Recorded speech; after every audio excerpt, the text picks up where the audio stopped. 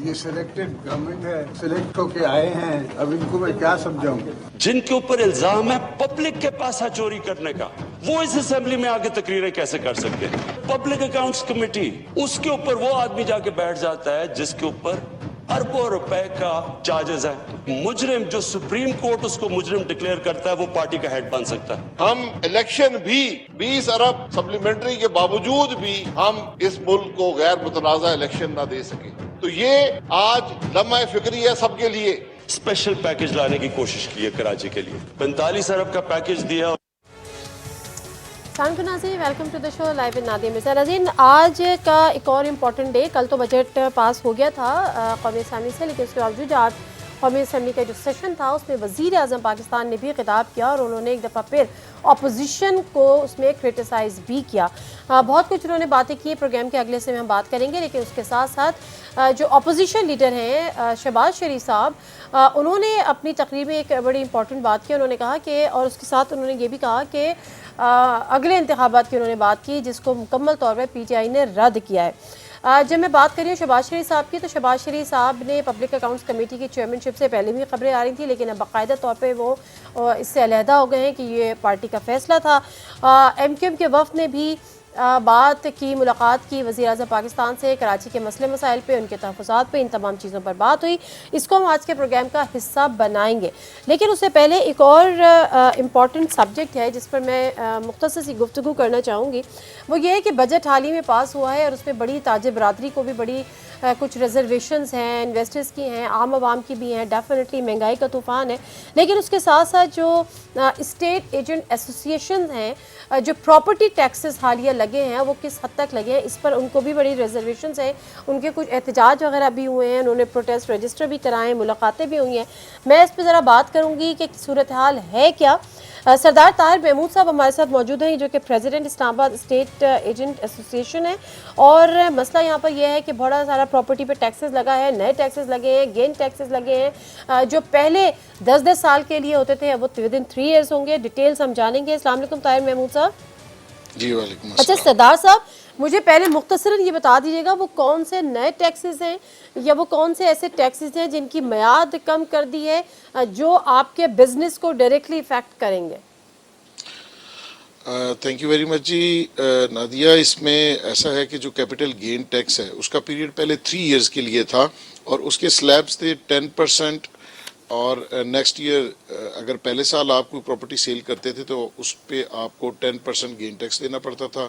अगर second year cell करते थे तो 7.5% था, और अगर थर्ड ईयर आप सेल करते थे तो 5% था, और फोर्थ ईयर से ऑनवर्ड आपको प्रॉपर्टी सेल के ऊपर गेन टैक्स नहीं पे करना पड़ता था।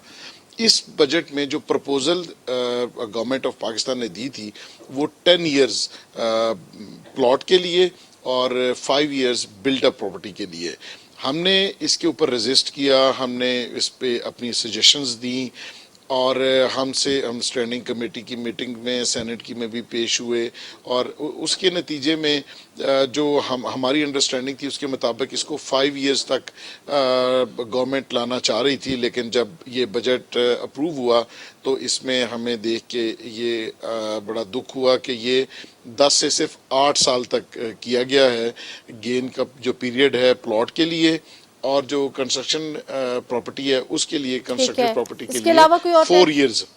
इसके ऊपर जी जो 4% है। फिर इसकी जो इसके ऊपर जो DC वैल्यूज़ या FBR वैल्यूज़ जो अप्लाई होंगी, जो अभी तक प्रपोजल है वो बड़ा हायर साइड के ऊपर है कि जो मार्केट वैल्यू से भी हम समझते हैं कि 110% ज़्यादा है। इसके लिए मुझे एक और बात बताएगा, ये जो सारे अब बजट अप्रूव हो चुका है, ये चीज़ें हो गई हैं, ये किस तरह से इसका इम्पैक्ट होगा आम आवाम पर, जो अगर अपना घर ख़रीद रही है या बेच रही है, प्लॉट ख़रीद रही है, प्लॉट बेच रही है, या आप जैसे बिज़नेस कम्युनिटी पे जो कि रियल इस्टेट के बिज़नेस से एफिलिएटेड है? देखिए जी, एक तो ये है कि हर जगह पे कंस्ट्रक्शन की एक्टिविटी को सपोर्ट किया जाता है। हम तो ये समझते थे कि कंस्ट्रक्शन एक्टिविटी को सपोर्ट करने के लिए और इसके साथ जो अलाइड इंडस्ट्रीज़ हैं इन सब को सपोर्ट करने के लिए कंस्ट्रक्शन के ऊपर तो बिल्कुल भी कोई पाबंदी नहीं होनी चाहिए या उसके ऊपर गेन टैक्स नहीं होना चाहिए कि आप विद इन 4 ईयर्स उसको सेल करें तो उसके ऊपर कैपिटल गेन टैक्स ना हो। जब बिल्डिंग आप बनाते हैं तो इसके साथ 70-72 इंडस्ट्रीज़ और चलती हैं और उस रोज़गार लोगों को मिलता है, कंस्ट्रक्शन की एक्टिविटी होती है, तो उसके ऊपर तो बिल्कुल भी किसी सूरत में सीजीटी नहीं होना चाहिए। और उसके अलावा जो प्लॉट सेल परचेज है इसकी वजह से भी बड़ी लोगों को अब मैं अगर अपना एक प्लॉट बेचना चाहता हूँ, 2016 में गवर्नमेंट ने कहा कि 3 साल के तक आप प्लॉट नहीं बेच सकते, 3 साल के बाद बेचेंगे तो आपको गेन टैक्स नहीं पे करना पड़ेगा। अब मेरा वो पीरियड अब जाके कंप्लीट हुआ, तो अब इस गवर्नमेंट ने ये कहा कि अब 8 साल आप नहीं बेच सकते, यानी मुझे 5 साल और इंतजार करना पड़ेगा अपना प्लॉट बेचने के लिए। तो ये डिस्करेज किया जा रहा है, इसके ऊपर कदम लगाई जा रही है, तो हम इसको जो स्ट्रांगली कंडेम करते हैं कि ये नहीं होना चाहिए। ठीक है, लोगों अब ये चूंकि हो गया, आप इस पे आवाज भी उठा रहे हैं, मुख्तसरन बता दें आपका अगला लाए अमल क्या है? हमारा इसके ऊपर जी कैपिटल गेन टैक्स के ऊपर सीवीटी जो 2% है इसको कम होना चाहिए। टैक्स रेट्स जो हैं अगर आप मार्केट वैल्यू के साथ जाते हैं कि आप मार्केट की एक्चुअल वैल्यू तक प्राइसेस लेके जाएंगे तो उसमें अगर टैक्स रेट कम नहीं करते तो मैं इसके खिलाफ पूछना चाह रही हूँ कि अब आपका स्ट्रेटजी क्या होगी, क्योंकि ये चीजें तो हो गई हैं, अब अपनी डिमांड्स को मनवाने के लिए आप क्या करेंगे? जी, हम इंशाल्लाह एफपीआर में हमारी कुछ मीटिंग्स हुई हैं और बजट अप्रूवल की वजह से ज़्यादातर लोग बिजी थे। अब इंशाल्लाह चूंकि ये बजट अप्रूव हो गया है तो हमने हमारी जो सजेशंस थी हमें इस अप्रूवल में बड़ा हद तक यकीन था कि ये अप्रूव होंगी। तो जो ये अप्रूव नहीं हुई जिसकी वजह से हम मजबूर हैं कि हम इसके ऊपर एहतजाज के अलावा हमारे पास कोई रास्ता बचा नहीं है। ठीक है, बहुत शुक्रिया सरदार ताहिर महमूद साहब। नाज़रीन, बात हम कर रहे थे पाकिस्तान में एक और जो टैक्सेस, और हकीकत भी है कि ये एक बड़ा अहम मसला है और इसको गवर्नमेंट किस तरह से एड्रेस करती है ये देखने वाली बात होगी। मुख्तसर ब्रेक लेंगे, ब्रेक से वापस आएंगे, एक दफ़ा फिर मुल्क की सियासत में बात करेंगे। शहबाज शरीफ साहब ने ऐसे ही नए इलेक्शन की बात कर दी है, ये दाल में वाकई कुछ काला। Let me take a short break, वापस आते हैं हमारे साथ।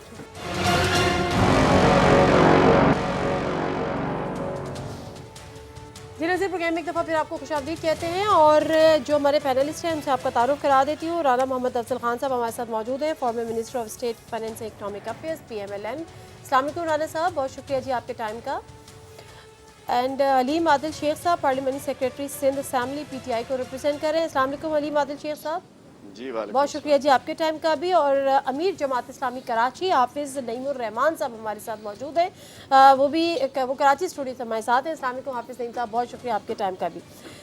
तो मैं जो पहले प्रोग्राम के पहले से मैं बात करी थी तो वज़ीर आज़म ने ख़िताब किया कौमी असम्बली से, उन्होंने डेफिनेटली अपोजिशन को एक दफ़ा फिर से क्रिटिसाइज़ किया। लेकिन जो शहबाज शरीफ साहब ने बात की, एक तो अर्ली इलेक्शंस की, ज़ाहिर है गवर्नमेंट की सफ़र ने उसको मुकम्मल तौर पे रद्द कर दिया। तो राना अफजल साहब, एक तो मुझे बताइएगा कि ये ऐसी बस बात है, कोई शोशा छोड़ा है शहबाज शरीफ साहब ने, कि या वाकई आप लोग इतने सीरियस हो गए हैं अगले किसी इलेक्शन की जानिब, और क्या किन वजूहात पर PAC की चेयरमैनशिप जो बड़ा गुस्से में दौस धमकी के साथ ली थी, वो छोड़ने पे इतनी आसानी से आमादा हो गए अपोजिशन लीडर? देखिए, मैं समझता हूँ कि टाइम देना पड़ता है और उनकी और भी बड़ी जिम्मेदारियां हैं। यही वजह हो सकती है कि उन्होंने फैसला किया कि उनकी जमात से कोई और शख्स कर लेगा या अपोजिशन से कोई अब ये फैसला कर लेंगे कि उनकी जगह कौन आएगा। सर, आर यू श्योर ये इतनी आसान, इतनी मामूली वजह हो सकती है? बिल्कुल, देखें, पहले तो एक उसूल तय था कि ये जो एक रवायात है असेंबली की उनको इम्प्लीमेंट करना हम इनको सिखाना चाह रहे थे। वो इनको हमने बड़ा मुश्किल से इनको मजबूर करके सिखाया। इन्होंने कोई खुशी से नहीं दी थी, मजबूर होकर दी थी। और अब अगर वो समझते हैं कि वो उसको जस्टिफाई पूरा नहीं कर सकते तो मेरा ख्याल बड़ा अच्छा फैसला है। और मतलब सबक तो मिल गया जो आप चाह रहे थे उनको? जी, सबक हासिल हो गया इनको? वो तो इन्होंने बनाना पड़ा है इनको, वो तो अब एक चले। अब अर्ली इलेक्शन की जो शहबाज शरीफ साहब ने बात की है, जी, वो बिल्कुल, वो उसका जो आप पूछ रही हैं उसकी वजह क्या है? उसकी वजह यह है कि ये लोग अपना मैंडेट लूज कर चुके हैं। आज पाकिस्तान के अवाम सड़कों पे निकलने के लिए निकले हुए हैं। आप किसी एक से जाके इंटरव्यू लें, कोई कहे कि ये लोग बहुत अच्छा काम कर रहे हैं, हम बड़े खुश हैं, या इनसे हमें आने वाले वक्त में उम्मीद है, तो कोई आप अवाम से ले लें। जो वोटर तो अवाम है, और अगर ऑपोजिशन भी इकट्ठी हुई है तो इन्होंने इकट्ठा किया है हमको, इन्होंने हमको इकट्ठा। ठीक है अलीम आदिल शेख साहब, आप इसका जवाब दे दीजिएगा। फिर ज़रा मैं सिंध के मामले पर भी आ जाऊंगी, क्योंकि वज़ीर आज़म इमरान खान साहब ने जब कौमी असम्बली में खिताब किया है तो उन्होंने कहा कि उनको सबसे ज़्यादा वोट कराची से मिले। कराची के पैकेज का भी उन्होंने कहा कि मैंने जो पहले अनाउंस किया था, फ़िलहाल हम इतना कर रहे हैं, बजट में 45.5 अरब रुपये मज़ीद पैकेज की यकीन दहानी। लेकिन हम इस पर बात करते हैं, अवामी मसाइल पर ही बात करते हैं। पहले ज़रा जवाब दे दीजिएगा जो राना अफजल साहब ने बात की है। राणा साहब मोहतरम, मैं राणा साहब से कहूंगा कि इन्होंने जो हमें सबक सिखाया, जरा अपने इत्तेहादियों को तो सिखा दीजिए। यहाँ तो अपोजिशन लीडर जो पब्लिक अकाउंट्स कमेटी, उन्होंने कह रहे हैं हमने सबक सिखा दिया, पीटीआई को तो सिखा दिया। अपने इत्तेहादी जिनसे बड़ी लव स्टोरी है, बड़ी अफ्तार पार्टियां, बड़ी पार्टियां, बड़ा उनसे चाचा मामा ताया बने हुए हैं, तो उनको भी बता देंगे सिंध में भी देते हैं हमें। वो सिंध में पब्लिक अकाउंट्स कमेटी हमारे पास नहीं, पीपल्स पार्टी जो अपने आप को सीओडी की बड़ी मास्टर कहती है, उनको भी समझा देते ना कि भाई अखलाकियात होती हैं। इधर तो सिंध में पब्लिक अकाउंट्स कमेटी नहीं दी है पीपल्स पार्टी ने हमें। और दूसरा ये फरमा रहे हैं कि केपीके में आप दे देते तो सूबाई असेंबलियों में रवायत। सुन लेना राणा साहब, आप लोग पता नहीं क्या, आप लोग क्या हो गया, बात सुनी मैंने आपकी, सुनी है ना यार। वो कह रहे हैं केपीके में दी भी आपने ऑपोजिशन दे दूंगा ना। केपीके में सुनिए, केपीके में कंसेंसस से रूल्स बने हुए असेंबली में कि स्पीकर होगा कंसेंसस से, तो वहाँ इनका कोई ना लेना ना देना। जो बात करें ना, जो आपने इत्तेहादी है वहाँ कंसेंसस। इत्तेहादी की बात छोड़े ना, इत्तेहादी की बात छोड़े। बात ये है इन लोगों को बीच में टांग अड़ाने की आदत है भाई, बहुत होगी आप लोगों के साथ। दूसरी कहते हैं अवाम रोडों पे आ रही है, अवाम रोडों पे आ रही है, इनके एमपीएस बनी गाला जा रहे हैं, क्या कहने हैं। अच्छा, ये भी आज बड़ी इंपॉर्टेंट खबर है, ये भी वैसे बड़ी इंपॉर्टेंट खबर है। अवाम आ रही है, अवाम आ रही है, अवाम को जलील कर दिया इन्होंने, अवाम को कर्जों के नीचे दे दिया। अच्छा अलीम आदिल शेख साहब, एक सेकंड, अलीम आदिल शेख साहब, क्या इस खबर में सदाकत है कि मुस्लिम लीग नून के कुछ मेंबरान जो हैं वो आज बनी गाला में उन्होंने इमरान खान साहब से मुलाकात की है और they are unhappy with the leadership of PMLN? देखिए जी, हमारा मीडिया बड़ा जबरदस्त है, मैंने भी मीडिया पे देखी है, लीक हुई है, मीडिया ने अपने जराये से दी है, तो मीडिया गलत खबर थोड़ी दे सकते हैं इतनी अहम। हमने सुना है, मीडिया के जरिए सुना है। अच्छा, मैंने आपको भी मीडिया के जरिए पता चला? जी लाजिम बात है कि 14 एमपीएस आ चुके हैं और 8-10 मजीद वो आने वाले हैं, और वो कह रहे हैं तांगे अपनी लीडरशिप से। तो अवाम को रोड पे निकालना है, पहले एमपीएस तो संभाल लो भाई अपने, पहले एमपीएस को तो अपने कंट्रोल में कर लो। पहले कहते बजट पास नहीं होगा, बजट भी पास हो गया अल्हम्दुलिल्लाह, बड़ी मेजोरिटी से बजट पास हो चुका है। तो पीएससी की चेयरमैन इनको अखलाकियात सिंध में ये नहीं देते, बजट हमारा पास हो जाता है। अभी पहले कहते बजट पास नहीं होगा, अभी कह रहे हैं इलेक्शन करा लो। अलीम आदिल शेख साहब, आप एक सेकंड रुकिएगा। एपीसी हुई, एपीसी में तमाम अपोजिशन पार्टीज ने शिरकत की, जमात इस्लामी ने शिरकत नहीं की। तो मुझे जब सिराज मतलब आप लोग जो है वो इत्तेहादी थे पीटीआई की गवर्नमेंट के केपीके में पिछली दफ़ा, और जब पनामा हुआ, धरना हुआ, स्पेशली धरने की वक्त की बात है, इमरान खान साहब ने एक जुमला बोला था कि सिराजुल हक साहब जो है विकेट के दोनों तरफ खेलते हैं तो वो खेलना बंद कर दें, लेकिन आप लोगों ने बंद नहीं किया अभी भी खेलना।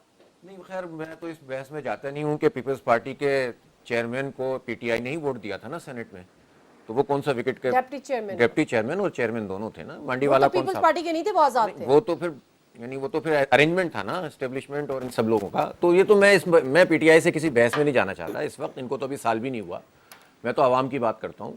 और एपीसी में हम इसलिए शरीक नहीं हुए कि उसका जो एजेंडा था वो आवाम से ज़्यादा वो एजेंडा लोगों के मुकदमात और ये जो कुछ पकड़े जा रहे हैं लोग उनके हवाले से, ये मानते हैं, जाहिर सी बात है, इसीलिए हम नहीं गए। अगर वो कहीं अवामी एजेंडा होता, कोई महंगाई होता, कोई बेरोजगारी होता, कोई लोगों के मसाइल होते, तो जाहिर है कि उसमें पार्टिसिपेट किया जा सकता था बीइंग अपोजिशन। तो बहरहाल खैर वो तो एक तरफ हो गया। हम तो देखें अपने एजेंडे के ऊपर अब सड़कों पर हैं, और वो किसी हुकूमत को गिराने के लिए नहीं है। हम मजबूत अपोजिशन का किरदार अदा कर रहे हैं, हमारी तो इतनी बड़ी असेंबली में नुमाइंदगी नहीं है, लेकिन हम ये समझते हैं कि इस वक्त जो आम आदमी परेशान है, डॉलर की कीमत बढ़ती जा रही है, महंगाई बढ़ती जा रही है, टैक्स बढ़ रहे हैं, और अब कारोबारी तबका भी इस खौफ और हिरास के अंदर है इस वक्त, और डायरेक्शन कोई नहीं है। अफसोस की बात यह कि तो डायरेक्शन ठीक हो ना, तो उसके नतीजे में आदमी कहता है चलो यार आज बुरे दिन गुजार लो, फिर जो अच्छे दिन आ जाएंगे, लेकिन डायरेक्शन कोई नहीं है। IMF ने जो कुछ कहा मिनोअन उसको कबूल कर लिया गया, और उनके शराइत तमाम मान ली गई, अभी तो पेमेंट भी नहीं हुई है और शराइत सारी मान ली है, तो इसके नतीजे में हमें मुश्किलात हैं। इसीलिए जमात इस्लामी ने डिसीजन लिया कि हम किसी ऐसी अपोजिशन का हिस्सा नहीं बनेंगे जिनका एजेंडा सिर्फ और सिर्फ माल बचाओ और अपने मुकदमात ठीक करवाओ, उसका हिस्सा नहीं बनेंगे। हम अवाम के साथ खड़े होंगे और हमने ये लाहौर में मार्च किया, फैसलाबाद में किया और अब कराची स्पेशली, इसलिए कि कराची को सारी पार्टियों ने नज़रअंदाज किया है। मुझे बताइए कि 162 अरब रुपए के पैकेज का ऐलान, हलीम भाई ज़्यादा अच्छा बता सकते हैं, खान साहब ने किस बुनियाद पे किया था, जो कल उन्होंने जो है तकरीर में फरमाया और बजट में इन्होंने 45 अरब रुपए रखे और वो भी 45 अरब मिलने नहीं है हमें। इसी तरह पीपल्स पार्टी का सिंध से खान साहब ने कहा कि कराची से मुझे सबसे ज्यादा वोट मिले हैं और कराची को हम खुसूसी तवज्जो देंगे। ये तवज्जो दी है भाई, कराची कचरे का ढेर बना हुआ है। K4 मंसूबे में आप देना पैसे, आप जो आपकी एक ग्रीन लाइन मंसूबा आप उसको मुकम्मल नहीं कर रहे हैं। पीपल्स पार्टी को तो सिर्फ लेना है, देना कुछ नहीं है, करप्शन और लूटमार है। इसी तरह जो बल्दियाती हुकूमत है वो कहती है इख्तियार चाहिए, जो इख्तियार उनके पास होता है वो पैसा भी हम पर नहीं लग रहा। इस वक्त कराची के लोग तो इस सूरत हाल से दो चार हैं कि वो किधर देखें, वोट डाल देते हैं और उसके बाद जो है फिर भुगतते रहते हैं, उम्मीदों पे ऊपर लोग चलते रहते हैं। इसीलिए जमात इस्लामी निकली है और हमने तो स्लोगन ये लिया है, कराची को इज्जत दो, कराची को इज्जत दो, कराची आपको, कराची को इज्जत दो, यानी पीएमएलएन का जो नारा था वोट को इज्जत दो, वो तो सब ऐसी ड्रामा ही है ना, इधर से उधर चले जाते हैं, इधर से उधर चले जाते हैं, वो पार्टी मजबूत हो जाती है, उधर चले जाते हैं, वो पार्टी मजबूत हो जाती है। कौम मुश्किल में है और इस पर गेम चल रहा है कि हमारे इतने एमपी उधर चले गए और हमारे एमपी उधर चले गए। भाई अवाम का मसला कौन रिजॉल्व करेगा? इस कराची को कौन इज्जत देगा? उसको एक बजट कौन देगा? उसकी सड़कें कौन बनाएगा? उसको पानी कौन देगा? उसको बिजली कौन देगा? राणा साहब है कोई जवाब? देखिए बिल्कुल सही कह रहे हैं, ये जो इधर से उधर बंदों को खरीदो फरोख्त होती है, या सर ये सिर्फ यही सही नहीं कह रहे हैं, उससे पहले भी बहुत कुछ सही कह रहे हैं। एपीसी के एजेंडे को भी तो सही मान लीजिए सर। जी मैं सारी बातें तो एक ही दफा नहीं मुंह से निकाल सकता। जी सर, जी सर।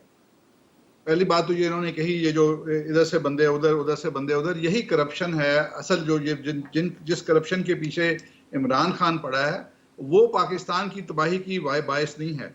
ये जो वो अपना एमपीएस एमएनएस की खरीदो फरोख्त है, ये पाकिस्तान ने इसको तबाह किया है। हमारे मुल्क में 34 साल बराह रास्त फौज ने हुकूमत की है और इस वक्त जो कुछ हो रहा है आपके सामने, ये चीजें नहीं होनी चाहिए। और ये असल करप्शन है जिसने पाकिस्तान को पीछे रखा है, और ये वो करप्शन है जो हिंदुस्तान में नहीं हुई, और वो आज हमारे से 3 गुना ज्यादा तेज रफ्तारी के साथ तरक्की कर रहा है। और ये बड़े फख्र से कहते हैं जी हम इधर से ले आए बंदे, उधर से ले आए। आप देखें कि बेंगल के साथ आखिर में सर बंदे खुद भी तो मिल सकते हैं। अगर वो ये कह रहे हैं कि आपकी लीडरशिप से नाला थे, मेरी नहीं है, खुद भी मिल सकते हैं। बिल्कुल वो अपने आप को दुनिया में लोटा कहलवाने के लिए खुद ही नहीं जाया करते। सर अगर आपकी लीडरशिप से नाराज है तो फिर तो खुद भी जा सकते हैं। मगर सर ठीक है, वो आपकी बात बिल्कुल दुरुस्त है। ऑन लाइटर नोट हम बात करेंगे, खराब कर देते हैं बात की। राणा साहब मसला यहाँ पर यह है कि जो अवामी इश्यूज हैं, मैं थैंकफुल हूँ सर जमात इस्लामी की, हाफिज नईम साहब की यहाँ पर आए हैं, वो कम से कम अवाम की बात तो कर रहे हैं। मुझे बड़ी तकलीफ होती है जब मैं चाहे एपीसी की भी बात करूँ राणा साहब, मैंने उस पर भी ये बात की थी, मुझे मौका नहीं मिलता ना, मुझसे ज्यादा आप बोल रही हैं। जी सर आप बताएं सर। देखिए एपीसी का मकसद जो था, ठीक है हाफिज साहब की अपनी वजूहात होंगी, एपीसी अपने मुकदमात के लिए इकट्ठी नहीं हुई थी, ना कोई लाहे अमल है, ना हमने किसी अदालत पे हमला करना है, ना कोई छुड़वाने की बात हुई है। ये मुल्क के मामलात और इस ऐसे बजट के बारे में इकट्ठी हुई थी जिसने पाकिस्तान को तबाह कर दिया है, और जो इनकी जमहूरी रवायात को तबाह होती जा रही हैं और पाकिस्तान की जमहूरियत पलूट होती जा रही है, उसके अंदर और चीज़ें ऐड होती जा रही हैं। तो ये इन चीज़ों के लिए इकट्ठे हुए थे, और उसका मकसद अवाम का है। अगर आज इन पार्टीज के पास हुकूमत से कोई 1.5-2 गुना वोट ज़्यादा हैं, कम से कम 1.5 गुना वोट ज़्यादा हैं, तो मैंडेट तो फिर इनके पास भी है, और वो अवाम का दिया हुआ मैंडेट है, उसी के लिए वो इकट्ठे हुए थे। अब उसको हर बंदा अपने हालात के मुताबिक उसकी तशरीह करता है, उसको हक हासिल है, ठीक है। उनका वो नहीं आए, उनकी अच्छा हो गया, आ जाते हैं तो और अच्छा हो जाता। ठीक है हलीम आदिल शेख साहब, अब मैं आपकी राय अगर आप कुछ रिस्पॉन्ड करना चाहें राणा साहब को ज़रूर कीजिएगा, लेकिन जिन मसाइल की निशानदेही हाफिज नईम साहब ने की है, मैं उनसे एक्सपेक्ट करूंगी कि आप उसके जवाब दें, क्योंकि आप भी कराची के शहरी हैं, आप भी सिंध के शहरी हैं। देखिए पहले मैं मोहतरम राणा साहब का बताता हूँ कि एपीसी जो थी, मैं हाफिज साहब की बात ज़रूर करूँगा, मैं बिल्कुल जिम्मेदारी से जवाब दूंगा। एपीसी के बड़े जब अवतार पार्टी हुई थी उस वक्त कहा गया था कि भाई ईद के बाद नहीं छड़ांगे, बिल्कुल नहीं छोड़ेंगे, रोडों पे होंगे, रस्तों पे होंगे, इस पे होंगे, उस पे होंगे। लेकिन उस दिन क्या खोदा पहाड़ निकला चूहा, और कहते ना बिल्ली थैले से बाहर आ गई, कि वही निकला कि जी अब्बू बचाओ, चाचू बचाओ, पप्पा बचाओ, पप्पो बचाओ, इसके ऊपर सारे इकट्ठे हुए थे। अच्छा हुआ जमात इस्लामी वहाँ नहीं गई, सारे अपने केसेस से कि जी कैसे निकलना है, कैसे प्रेशर बिल्ड करना है। चूंकि ये महंगाई इन्हीं की वजह से ये जो 10 सालों में इन्होंने 11 साल में 24,000 अरब के कर्जे बढ़ाए, इन्होंने मुल्क को देखा नहीं, इन्होंने मुल्क को जिस लूटते गए और कर्जे लेते गए, मतलब लूटा भी क्या, कर्जे का। और इस साल पाकिस्तान की पीछे जाइए, 10 सालों में भी चले जाइए, इस साल 1500 अरब का इनका लिया हुआ कर्जा लौटाया है।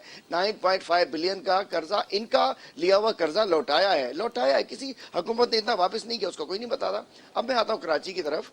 मोहतरम नईम रहमान साहब ने जो बात की है, तो वो जो 162 अरब का था, वो ये नहीं था कि बजट के अंदर आने थे, उसमें काफ़ी सारे प्रोजेक्ट्स पब्लिक प्राइवेट पार्टनरशिप के भी थे, जिसमें कि नॉर्दर्न बाईपास था, बहुत सारे प्रोजेक्ट्स थे जो कि पब्लिक प्राइवेट पार्टनरशिप में आने थे, जिसने गवर्नमेंट के साथ मिलकर प्राइवेट पार्टीज ने काम करना था। तो उस हजम का वो तरक्याती मंसूबे थे। ये नहीं था कि 162 अरब रुपए फेडरल गवर्नमेंट ने सिंध गवर्नमेंट को देने थे। एक तो मैं क्लियर कर दूं कि सारे प्रोजेक्ट्स के अंदर वैसे भी नहीं सारे देने, ऑफ कोर्स जी नहीं बता रहा हूँ।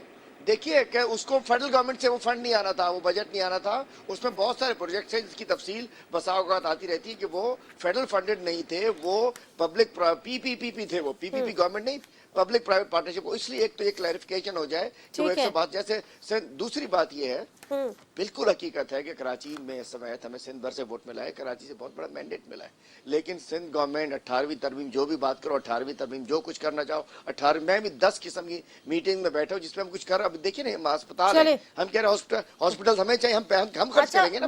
मुझे ब्रेक लेने दीजिएगा आदिल शेख साहब, माजरत ब्रेक लेने दीजिएगा, मैं वापस आऊंगी तो मैं जरा हाफिज नईम साहब से भी इसका जवाब मांगूंगी, क्योंकि आप ये कह रहे हैं कि वो पब्लिक प्राइवेट प्रोजेक्ट्स थे, तो वो ये लिए भी थे, हमने नहीं कहा कि आपको सिंध गवर्नमेंट को दे रहे थे, लेकिन अगर वो उसका अनाउंसमेंट हो गया था तो वो बजट में शामिल क्यों नहीं है, और जो बजट में शामिल है क्या वो सफिशिएंट है? सिंध को तो छोड़ दीजिए, क्या वो कराची के लिए भी होंगे? है तो वैसे वो कराची पैकेज ही, लेकिन कराची के जितने इस वक्त मसाइल हैं, तमाम के तमाम सड़कें खुदी हुई हैं, कचरे के ढेर हैं, गटर उबल रहे हैं, कोई पुरसाने हाल नहीं है, कोई वाली वारिस नहीं है। Let me take a short break, वापस आते हैं।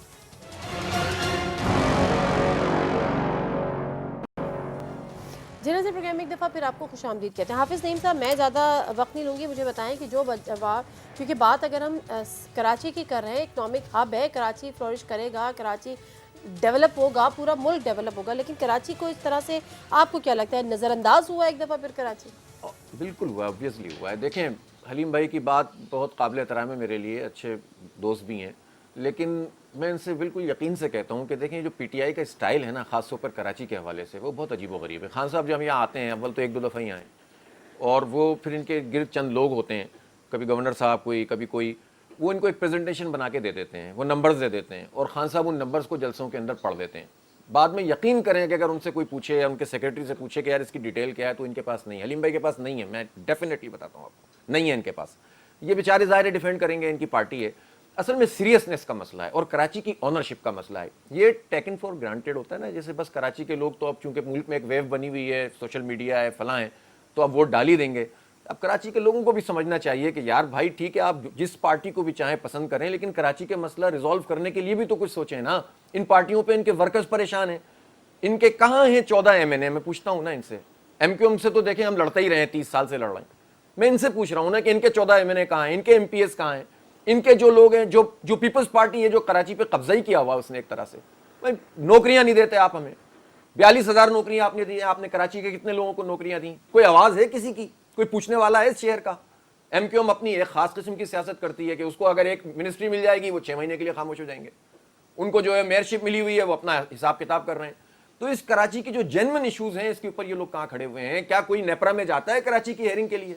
हम जाते हैं अल्हम्दुलिल्लाह, हमने कराची के लोगों को रिलीफ दिलाया है। इस साल आप अब इस दफा का अपना बिल देखिएगा, आपको पता चलेगा, आपको पैसे मीटर रेंट के वापस मिले और आपको डबल बैंक चार्जेस के पैसे वापस मिले। ये हमारी स्ट्रगल है, कोई नहीं करता, सब ने हिसाब किताब बनाया। अच्छा राना अफजल साहब, जब आपकी पिछले साल हुकूमत थी, दुरुस्त फरमा रहे हैं हाफिज नईम साहब, हर सियासी पार्टीज के अपने अपने इंटरेस्ट, अपने अपने एजेंडाज हैं, लेकिन जब PMLN की हुकूमत बरसर इक़्तिदार आई थी 2013 में, और उसके बाद आप लोगों ने मुशावरत से उससे कराची के हालात बहुत बुरे थे।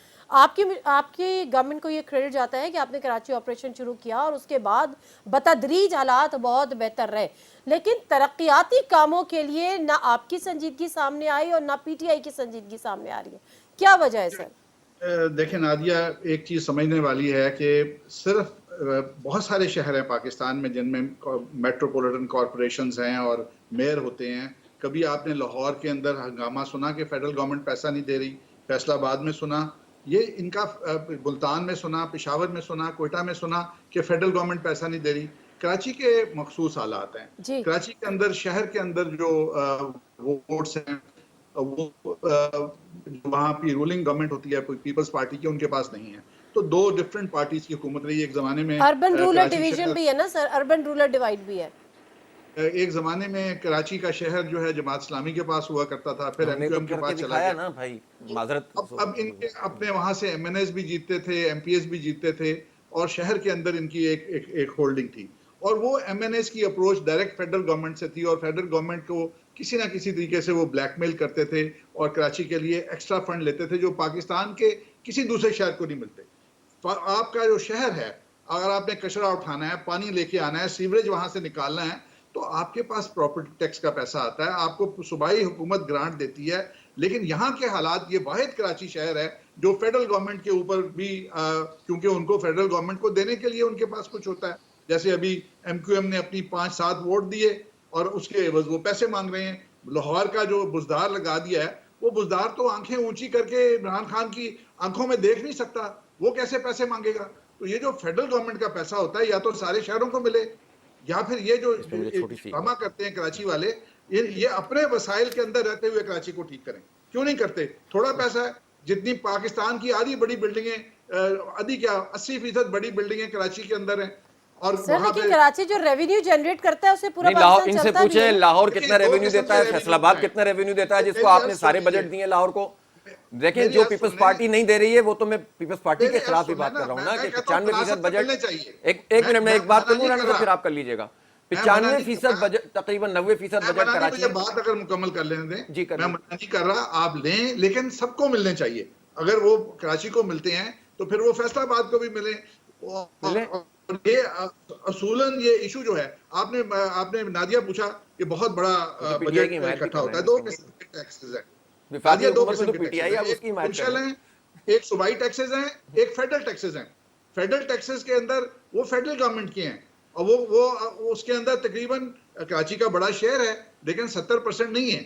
और जो आपके कराची पोर्ट का पैसा, जितना पंजाब में सामान आता है, उसके ऊपर कराची का हम पोर्ट टैक्स देते हैं, वो पोर्ट टैक्स का पैसा कराची में लगता है। प्रॉपर्टीज का टैक्स आता है, कराची को सबसे बड़ा शहर है, सबसे बड़ी प्रॉपर्टीज है। चले तो फिर हम इसको डिग आउट करने की कोशिश करते हैं सर राना साहब। अली मादिल शेख साहब, मुझे एक छोटी सी बात, अली भाई 1 मिनट। देखिए मुझे अफसोस हुआ राना साहब, कराची को आपने जो है ना, कराची मिनी पाकिस्तान है। कौन सा पाकिस्तान का शहर है जहां इतना बड़ा इन्फ्लक्स होता है पूरे पाकिस्तान का? और कराची ज़बान बोलने वाला अल्हम्दुलिल्लाह यहाँ पर है, हर आदमी अपना रोल अदा कर रहा है। मिनी पाकिस्तान है, गरीबों की माँ है, रोजगार यहाँ पर होता है। आपने तो इसका रोजगार तबाह किया। देखें इसकी तबाही में सबका हाथ है, सबका हाथ है। आप ऑपरेशन करने तो आए थे, लेकिन आपने कराची को महरूम भी किया, इसलिए यहाँ पर जो है वो यहाँ के हालात ऐसे पैदा हुए। नेशनल एक्शन प्लान में जो कुछ तय हुआ था, उसके मुताबिक इंफ्रास्ट्रक्चर बनना चाहिए था ना कराची का, उसके मुताबिक कराची में जो है वो इंडस्ट्रियलाइजेशन के लिए कोशिशें होनी चाहिए थी ना। किसी एक पार्टी ने भी इस काम को नहीं किया है। और सिर्फ ये कह देना कि कराची अपने जनरेशन खुद करे, तो कराची तो सब कुछ करेगा। कराची के पर तो आपने एक माफिया लाकर बिठाई थी ना इस्टेब्लिशमेंट ने। आप शामिल है ना उस पंजाब की इस्टेब्लिशमेंट में, किसने हमारे साथ ये सुलूक किया है? मैं क्या बात करूं, मुझे तो अच्छा नहीं लगता लिसानी बुनियादों पर बात करना। आप ये बताइए कि इस वक्त शहर कराची की जो सूरत हाल है, यहाँ ना एमक्यूएम ने डिलीवर किया, जाहिर है कि अब वो कहते हैं अब तो हमारा मैंडेट भी कम हो गया। पीपल्स पार्टी का तो मसला ये है। मुझे आप बताएं, ट्रैफिक पुलिस में इतनी भर्तियां हुई हैं, कोई आपको कराची का बंदा नजर आता है? अभी 42,000 भर्तियों में कोई कराची का बंदा नजर आता है?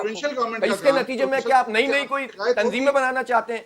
ये सारे लोग अगर कराची के हवाले से सोचेंगे तो कराची को कौन देगा? फिर हम रेवेन्यू बंद कर दें। अली मादिल साहब नहीं भाई, जी अली मादिल शेख साहब जी, नहीं भाई, आपने थोड़ा सा कहा था, मैंने पूरे आपने बात की। देखिए मैं बात करना चाहूंगा सबसे पहले कि राणा साहब बात कर रहे थे कराची में इतना कर रहे हैं, कराची में इतना कर रहे हैं। पूछना चाहता हूँ, इनका सारा पैसा पंजाब जो है ना, पूरा पंजाब, उसमें बावलपुर भी पंजाब था, डीजी खान भी पंजाब था, रहीम यार खान भी पंजाब था, बकर भी पंजाब था, लिया भी पंजाब था, लेकिन इन्होंने टोटल लाहौर, और लाहौर में भी सबसे ज्यादा देखिए ये सारा कुछ इन्होंने किस अंदाज से लाहौर में खर्च किया। राणा जी चुप हो जाओ, मैं आपके बीच में बात नहीं करता हूँ। क्या हो गया आपको यार? आपकी बात करते बोलूंगा अभी तक, मैं एक लफ्ज बोला हूँ आपके बीच में? क्या यार आप पढ़े लिखे आदमी है, मैं एक लफ्ज बोलता हूँ, मैं बात सुनिए मेरी, उसका जो दिल करे जवाब दे। चले तो यार अजीब आदमी है, खुदा की कसम। कोई आपके लोगों में मैं क्या कहूँ यार, आपको हम सुकून से सुनते हैं, कराची वालों में तमीज भी आपसे ज्यादा है, बात करोगे तो अजीब बात है यार। हम बात कर रहे हैं, आपकी सुनते हैं, खामोश रहिए। दूसरी बात, मैं बहुत ही एहतराम से नईम भाई से अर्ज करना चाहूंगा, इनको दोस्त नहीं, ये मेरे बड़े भाई की तरह है, बड़े मोहतरम है हमारे लिए। नईम भाई अल्हम्दुलिल्लाह हमारे एमपीएस तो मैदान में है, असेंबली में भी लड़ते हैं। कराची में अगर कचरिस्तान बनाया तो पीपल्स पार्टी ने, कराची को गटरिस्तान बनाया पीपल्स पार्टी ने, कराची को पानी से प्यास मैदान करबला बनाया पीपल्स पार्टी ने, इस सुबह सिंध को तबाह किया पीपल्स पार्टी ने।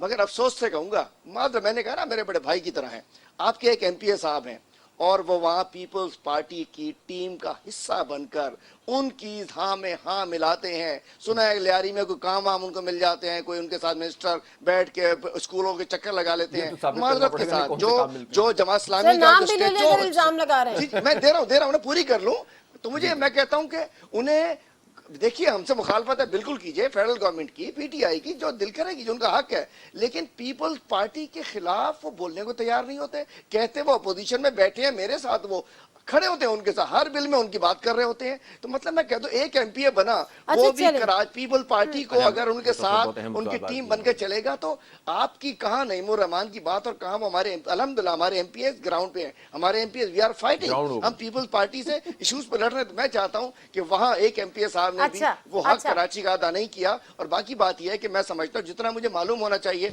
उतना जरूर है। इंशाल्लाह हमारा प्लान है, ग्राउंड पे काम नजर आएगा इंशाल्लाह, जो हमारा हक है। चूंकि नए पाकिस्तान में सिंध भी हिस्सा है, शायद कराची भी उसका हिस्सा है। हम सिंध गवर्नमेंट ने हमारा साथ नहीं दिया, सिंध गवर्नमेंट ने सपोर्ट नहीं किया, सिंध गवर्नमेंट ने उसने हमें भगाया वापस। कराची वाले तो लवारिस हो गए ना, उन्होंने पीपल्स पार्टी को वोट नहीं दिया, उसके इंशाल्लाह फिक्र न कीजिए, पार्टी को वोट नहीं दिया तो पीपल्स पार्टी कराची में कुछ नहीं करती, जिसको वोट दिया देखिए 10 साल में हुकूमत नहीं है। 10 साल का 10 महीने से मुकाबला ना कीजिए, अभी तो शुरू हुआ है इंशाल्लाह। मैंने शुरू में ये कहा था, हलीम भाई मैंने शुरू में ये कहा था ना कि हमने तो अभी 1 साल भी नहीं हुआ, आपको हम मौका बिल्कुल देंगे आपको, लेकिन जो जेन्युइन बातें वो करेंगे। आपने हमारे एमपीए की बात की, हमारे एमपीए ने जितना इस असेंबली में बिजनेस किया है, आपके पूरे 23, 24, 25 जितने भी लोग हैं निकाल कर देख लीजिए, वो एक एमपी अल्हम्दुलिल्लाह भारी है और वो अपोजिशन करता है मजबूत। ठीक है, रशीद साहब, सैयद अब्दुल रशीद काम करते हैं। देखें, अगर वो अपने हल्का इंतखाब के लिए स्कीमें मंजूर कराने के लिए पीपल्स पार्टी पे दबाव डालते हैं तो इनको क्या परेशानी है भाई? इनके भी तो एमएनए है ना वहां पर, लियारी में तो एमएनए पीटीआई के है ना, काम वहां पर होगा तो फायदा इनको होगा ना। नंबर 1। नंबर 2 बात ये है कि देखें, या तो आप ये कहें ना कि पीपल्स पार्टी की कोई अपोजिशन ही हम नहीं करते, चले ठीक, सारी अपोजिशन करते हैं। और देखें, जेन्युइन अपोजिशन तो है ही जमात इस्लामी, हमारा एक भी बहुत है। और मैं आपको बताता हूं कि पीपल्स पार्टी मैं क्लियर कह रहा हूं ना कि ना वो नौकरियां दे रहे हैं ना वो पैसा दे रहे हैं, हमें तो ये हक लेना है, इसीलिए ये सोचना होगा क्योंकि सियासी जमातें नहीं सोचती, तो कराची के शहरी को सोचना होगा, मिल के बैठना होगा। अगर आप कराची से बहुत ज़्यादा तवक्कुआत वाबस्ता करते हैं तो फिर खुदा के लिए इसकी तरक्याती कामों में भी उसका साथ दें, उसका हाथ पकड़ के आगे चलें। प्रोग्राम से दीजिए नादिर मिर्ज़ा को इजाज़त। तमाम गेस्ट का बहुत बहुत शुक्रिया।